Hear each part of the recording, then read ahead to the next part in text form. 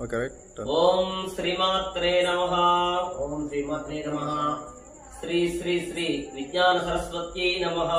ఓం శ్రీ శ్రీ శ్రీ విజ్ఞాన సరస్వతి నమః. మన పాలమూరు పట్టణంలో జ్ఞానగిరి క్షేత్రంలో విజ్ఞాన సరస్వతి అమ్మవారి ఆలయ ప్రాంగణంలో ప్రపంచంలోనే ఎక్కడ మీరు చూసి ఉండరు, వినుండరు. ఇక్కడ మాత్రమే ప్రతిరోజు వచ్చి దేవకన్యలు స్నానం చేసి వెళ్ళేటటువంటి దేవకన్యల కుండం ఈ జ్ఞానగిరిలో సహజ సిద్ధంగా ఏర్పడడం చాలా విశేషం. అటువంటి ఆ కుండం దగ్గర దేవకన్యల ప్రతిష్ట అత్యంత వైభవంగా జరిగి రేపటికి 41వ రోజు అవుతుంది.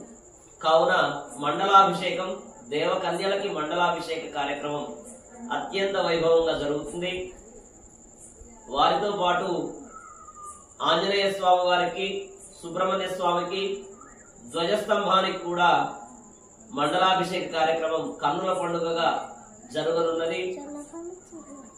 రేపటి రోజున అనగా శనివారం ఉదయం 8 గంటల నుండి స్థానిక టీడీగుట్ట ఆంజనేయ స్వామి దేవస్థానం నుండి ప్రతి ఒక్కరూ రాగి లేదా ఇత్తడి కలశంలో పాలు పోసి అందులో మామిడి కొమ్మలు, కొబ్బరికాయ, ఆ కలశం పైన ఓం సరస్వతి నమః అనేటటువంటి నామాన్ని రాసి ఆ కలశాన్ని శిరస్సును ధరించి మేళ తాళాలతో కన్నుల పండుగగా చక్కగా అక్కడి నుంచి నడుచుకుంటూ వచ్చి అమ్మవారి నామాన్ని చెప్పుకుంటూ ఆలయం వరకు చక్కగా పాదయాత్ర ద్వారా శోభాయాత్రగా వచ్చి అమ్మవారి సన్నిధిలో ఆ కలశాలన్నీ కూడా పెట్టి ఆ కలశాలన్నిటికీ పూజ చేసి ఆ కలశాలతో చాలా వైభవంగా లోపల వేంచేసినటువంటి విజ్ఞాన సరస్వతి అమ్మవారికి, అలానే అమ్మవారి ఉత్సవమూర్తికి, అలానే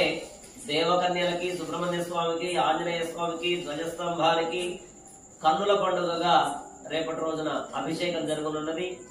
కావున ప్రతి ఒక్కరూ ఈ విషయం తెలిసినటువంటి ప్రతి ఒక్కరూ తప్పకుండా రండి. మీ చుట్టుపక్కల ఉన్నటువంటి మీ కుటుంబ సభ్యులకి, మీ స్నేహితులకి, మీ బంధుమిత్రులకు కూడా తెలిపి తప్పకుండా ఈ అభిషేకంలో పాల్గొనేటట్టుగా చేయవలసిందిగా మీ అందరికీ ఆలయం తరపున ఆహ్వానం పలుకుతూ ఓం విజ్ఞాన సరస్వతి నమః. ఓం స్వస్తి.